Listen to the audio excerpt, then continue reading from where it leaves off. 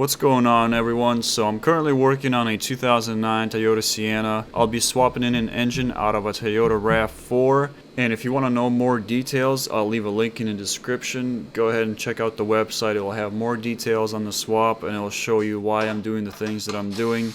As always, I'm going to start off with the airbox and the battery. These are all held in with 10mm bolts. Once I have the bracket out of the way, I'll also remove the battery cables, again 10mm there. With the battery out of the way, I'm going to go ahead and remove that plastic scoop. There is a little wire that's clipped into it, so I'm going to go ahead and undo that and then take the plastic scoop out. There's a little battery tray that I got to remove. Moving on to the rest of the airbox, everything here is held in place with 10mm bolts. I'm gonna undo this top section of the airbox. Also, that accordion tube has to come off, as well as the electrical plug for the air sensor.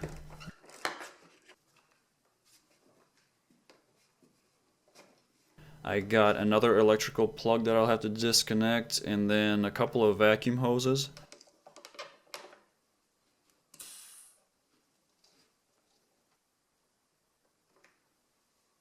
After all that is disconnected, I'm now able to lift the top section of the airbox out. Now moving on to the bottom section, this one is bolted in. There's 3 more bolts on the bottom here that I'll have to remove. And then I'll have to take off this bracket as well. After that, I'm going to remove the rest of the airbox. This next section is me removing the cowl assembly, and the top part has to be taken off in order to get to the strut. As for the bottom section, well, that's really up to you. I find it that if you remove it, it makes getting to the hoses in the back a lot easier. So I've now removed both of the wiper blades and the top cover. You can see here the cover has little clips. I'm going to move on to the wiper motor and take that out, and after that I'll be able to take the whole bottom half of the cowl assembly.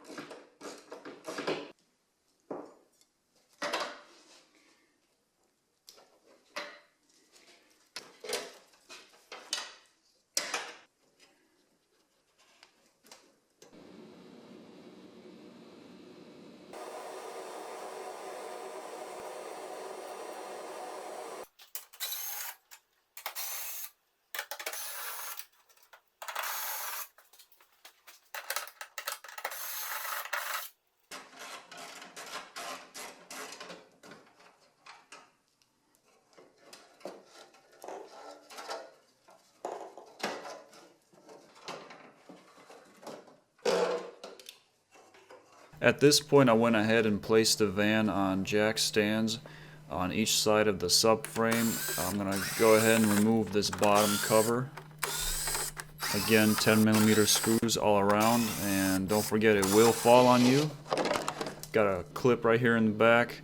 While I'm down there, I'll go ahead and drain the coolant out of the radiator. There's a little valve right here on the bottom.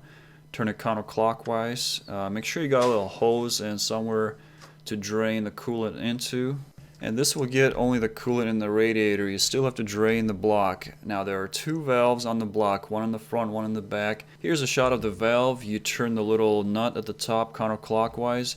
We got another valve on the back. So the one in the back is easiest to get into. You see I have a hose attached, and I'm gonna go ahead and drain the block right now. I'm going to disconnect the 2 ground wires on each side of the van.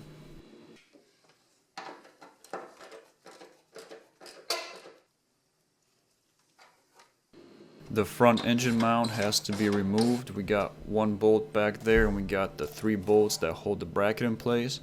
With those out of the way, you can take the bracket out. At this point, you have to remove pretty much anything that's connected to the body of the car.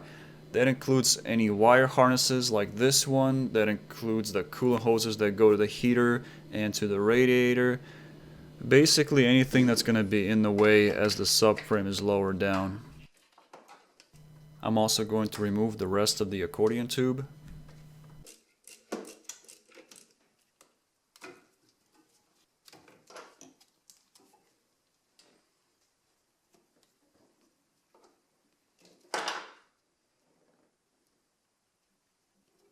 Don't forget there's one more vacuum hose going to the brake booster.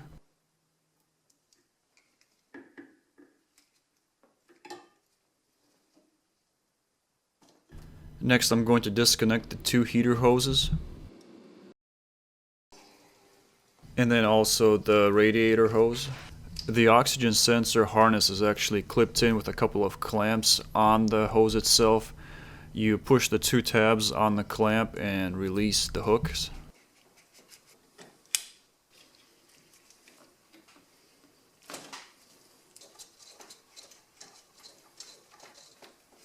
Next I'm going to move on to the AC compressor, and here you have two options. You can either disconnect the two lines, which means that you'll need to recover the refrigerant and then refill it back up once you have everything reinstalled. I'm going to go a different route. I'm going to unbolt the AC compressor and leave it hanging with the body of the car. And in order to do that, I need to remove all this stuff in the front. The cooler line bracket and then also the radiator fan assembly both have to come out in order to create more room for that AC compressor. Also, I'm gonna drain the transmission fluid. You don't really have to do this. If you're planning on taking out the axles, go ahead and drain the transmission fluid. I'm gonna do it just because it's been a while and it needs to be done anyway.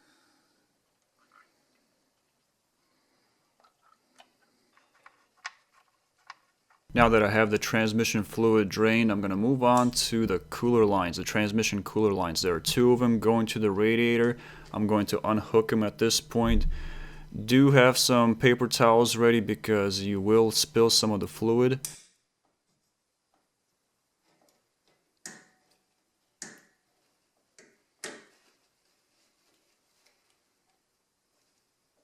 Once those both are disconnected, you can set aside the bracket on top of the engine, and you can see now there you'll be able to lift up the radiator fan assembly.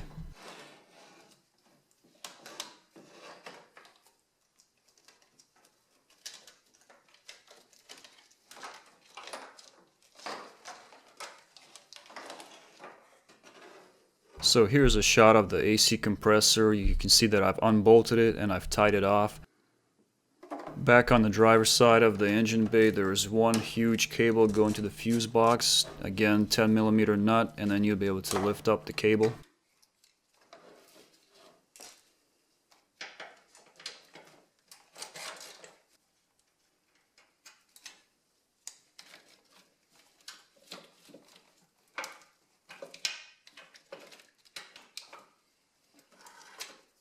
Next thing I want to do is get to the transmission shift cable assembly.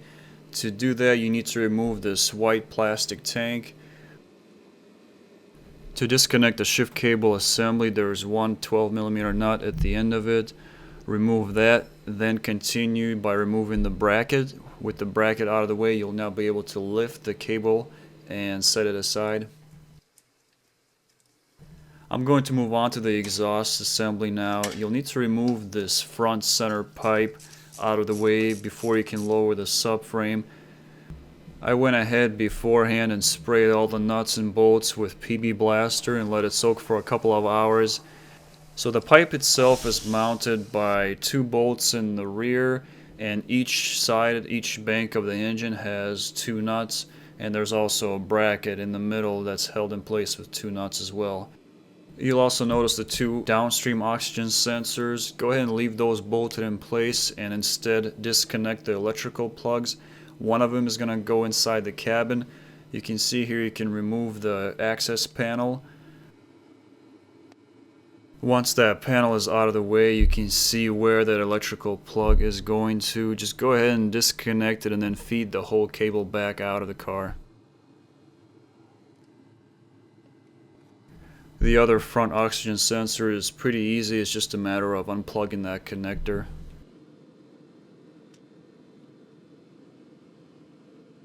Now I'm going to go ahead and remove all the nuts and bolts and then drop the center pipe out of the way.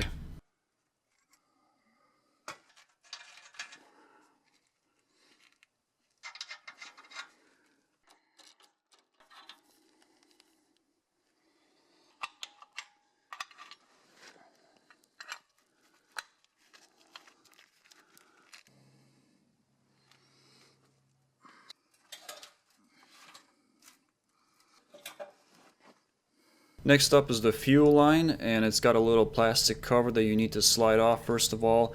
Then you depress the two blue tabs and kind of twist the line back and forth to disconnect it. You do have to make sure there's no fuel pressure inside the line. If you've left the van sitting for a couple of days, then you should be good to go. The fuel pressure will go down on its own. And next I'm going to remove these two covers. There's one on each side of the engine bay. Next I'm going to go ahead and move on to the power steering hoses. We have two of them down here at the front end of the car. They both have to be disconnected. Also, you got the main hose going from the reservoir.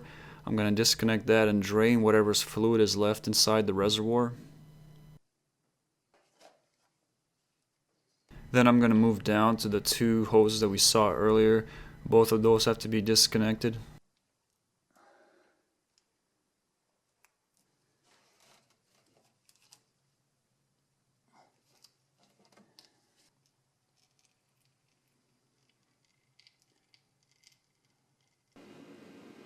I got one more coolant hose down here in the front.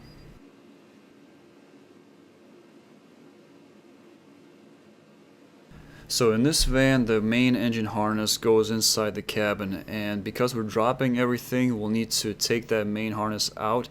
To get to it, you'll need to remove the passenger side glove box. You do that by pressing in both sides of it, and then you'll be able to unhook it and lift it out.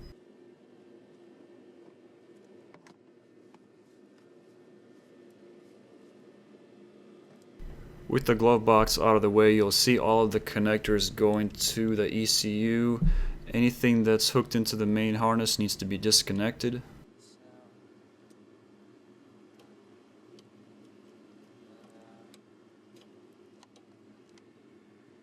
And with all of the plugs disconnected, you'll notice there's a little clip right there. Just use a flathead screwdriver or some pliers to push that clip out. For now, I'm going to leave the harness sitting inside the cabin. Then I'm going to move on to the suspension, and in this case I'm going to leave the axles and the knuckle connected to the subframe. I will disconnect the wheel speed sensor and then also unbolt the caliper.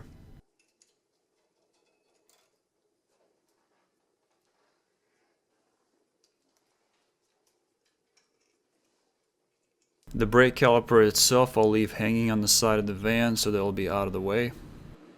So now we have a couple of parts left over to disconnect. The first is the stabilizer end link. I'm going to go ahead and disconnect it from the strut side. So first I went ahead and cleaned off the threads, and next I'm going to use a 5mm hex socket to keep the inner ball joint from spinning while I'm loosening up the nut.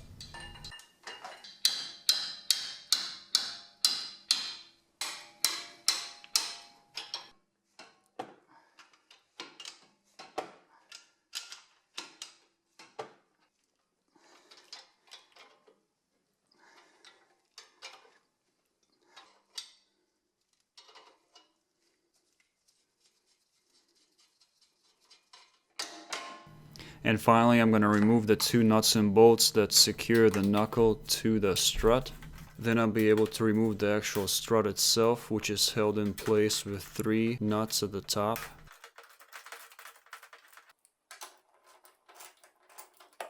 So if you're not familiar with how an engine is connected to an automatic transmission, besides the bolts that are on the outside of the engine, there's also bolts that connect the flex plate and the torque converter.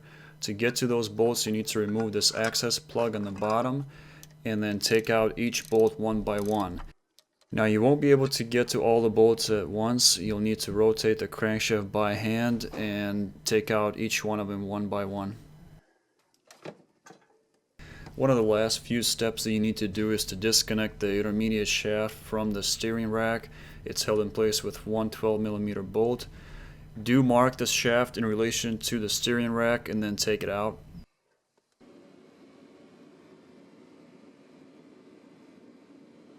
Finally, the last step is to remove all the subframe bolts and brackets. There is a bracket on each corner of the subframe.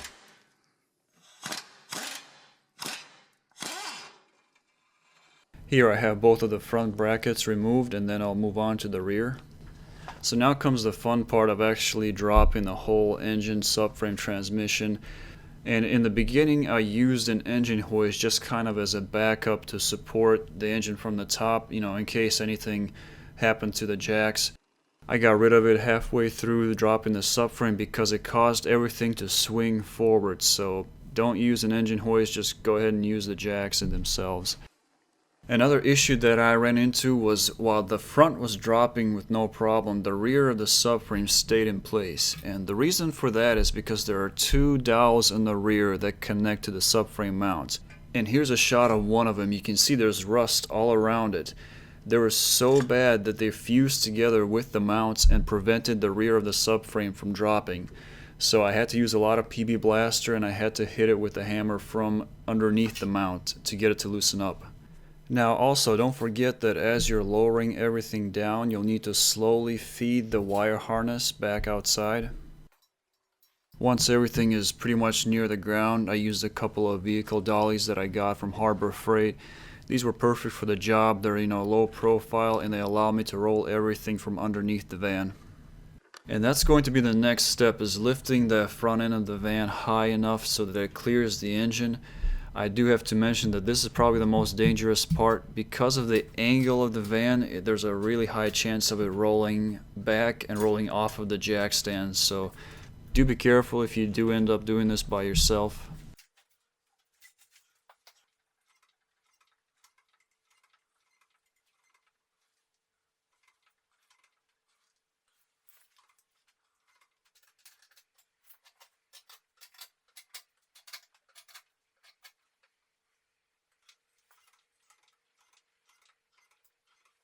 Now that I got the front end raised up high enough, I'm just going to roll everything out from underneath.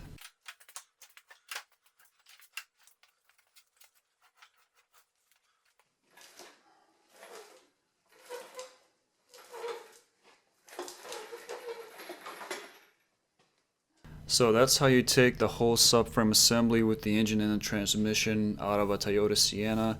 You can see in the background there I have the replacement engine that's ready to go. I do have to swap over a few things between the two of those, so I'll save that for the next video. Go ahead and subscribe to this channel if you like this video, hit the thumbs up, and I'll see you guys next time.